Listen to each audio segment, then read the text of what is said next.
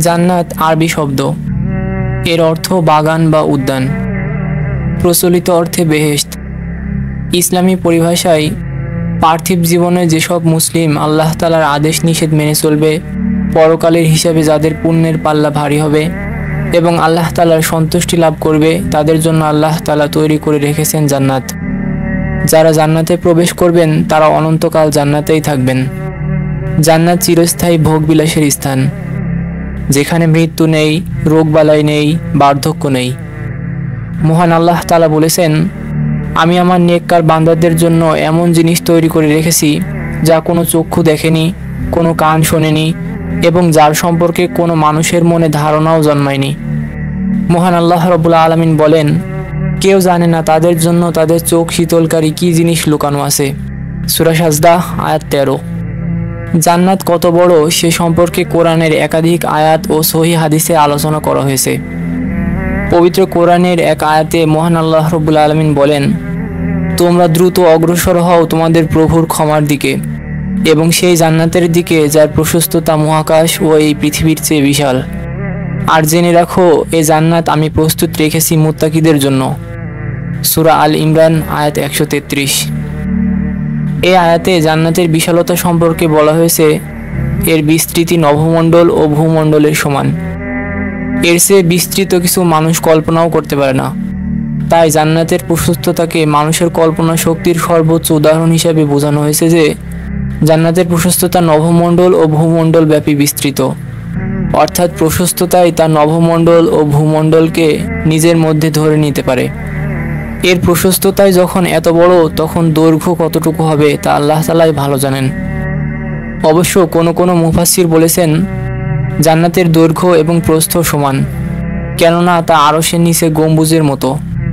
গম্বুজের মতো গোলাকার বস্তুর দৈর্ঘ্য ও প্রস্থ সমান হয়ে থাকে।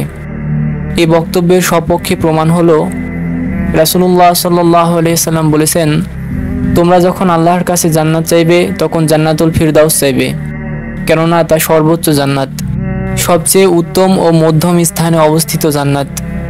সেখান থেকেই জান্নাতের নহরসমূহ প্রবাহিত, আর তার ছাদ হলো দয়াময় আল্লাহ রাব্বুল আলামিনের আরশ।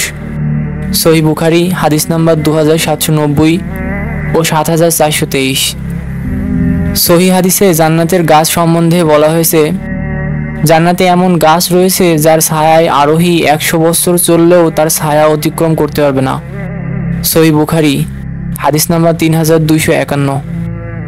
সাধারণ জান্নাতীদের জান্নাতের পরিধি সম্পর্কে বলা হয়েছে, দুনিয়া ও তার মতো আরও 10 দুনিয়ার সমান। সহিহ বুখারী হাদিস নাম্বার 6571 ও সহিহ মুসলিম হাদিস নাম্বার 186। এ সকল আয়াত ও হাদিস দ্বারা জান্নাতের বিশালতা অনুমান করা যায়। এখন প্রশ্ন উঠতে পারে, এত বড় জান্নাত একজন মানুষের পক্ষে কিভাবে উপভোগ করা কিংবা ঘুরে বেড়ানো সম্ভব হবে? এর উত্তরে উলামায়ে কেরাম বলেন, মহান আল্লাহ রাব্বুল আলামিন যাকে যতটা বড় ও প্রশস্ত জান্নাত এবং উপভোগ্য সামগ্রী দেবেন, তাকে তা পরিপূর্ণরূপে ভোগ করারও শক্তি সামর্থ্য দিয়ে দেবেন। এতে কোনো মুমিনের কোনো ধরনের সন্দেহ থাকার সুযোগ নেই। জান্নাতুল ফেরদাউসের সৌন্দর্য বর্ণনাতীত। সেখানে রয়েছে অপার সৌন্দর্যের নদী, অদ্ভুত মিষ্টি ফল, আরামদায়ক প্রাসাদ এবং কখনো না শুকানোর পানির ঝর্ণা। হাদিসে বলা হয়েছে, জান্নাতুল ফেরদাউসে প্রবেশ করলে মানুষের চোখের দৃষ্টি কখনোই ক্লান্ত হবে না, এমনকি তাদের কোনো ধরনের কষ্টও হবে না। রাসূলুল্লাহ সাল্লাল্লাহু আলাইহি ওয়াসাল্লাম বলেছেন, যখন তুমি জান্নাতের দিকে তাকাবে তখন তুমি দেখতে পাবে যে তার সবচেয়ে উঁচু স্তর হচ্ছে জান্নাতুল ফিরদাউস। এটি এমন একটি স্থান যেখানে সর্বোচ্চ মুমিনদের জন্য আল্লাহ রাব্বুল আলামিনের বিশেষ পুরস্কার ও বরকত রাখা হয়েছে। এছাড়াও জান্নাতুল ফিরদাউসে থাকবেন এমন ব্যক্তিরা চিরকালীন সুখ উপভোগ করবেন এবং তাদের জন্য থাকবে আল্লাহ রাব্বুল আলামিনের বিশেষ মেহেরবানি। এতে কোনো পিপাসা, ক্ষুধা বা যন্ত্রণা থাকবে না, বরং থাকবে অশেষ আনন্দ এবং শান্তি। রাসূলুল্লাহ সাল্লাল্লাহু আলাইহি ওয়াসাল্লাম বলেছেন, যখন তোমরা দোয়া করবে তখন জান্নাতুল ফেরদাউসের জন্য দোয়া করবে, কেননা এটি জান্নাতের সর্বোচ্চ স্তর এবং জান্নাতের মধ্য দিয়ে প্রবাহিত নদীগুলোর উৎস এখানেই। সহিহ মুসলিম হাদিস নম্বর 165। রাসূলুল্লাহ সাল্লাল্লাহু আলাইহি ওয়াসাল্লাম বলেছেন, যে ব্যক্তি জান্নাতুল ফেরদাউসের জন্য অনুগ্রহ প্রার্থনা করবে, আল্লাহ রাব্বুল আলামিন তাকে জান্নাতুল ফেরদাউসে প্রবেশ করাবেন। সহিহ তিরমিজি হাদিস নাম্বার 257। রাসূলুল্লাহ সাল্লাল্লাহু আলাইহি ওয়াসাল্লাম আরও বলেন, যদি তুমি জান্নাতের মধ্যে সবচেয়ে উঁচু স্থান অর্জন করতে চাও তবে জান্নাতুল ফেরদাউসের জন্য অনুরোধ করো, এটি জান্নাতের সবচেয়ে উত্তম স্থান।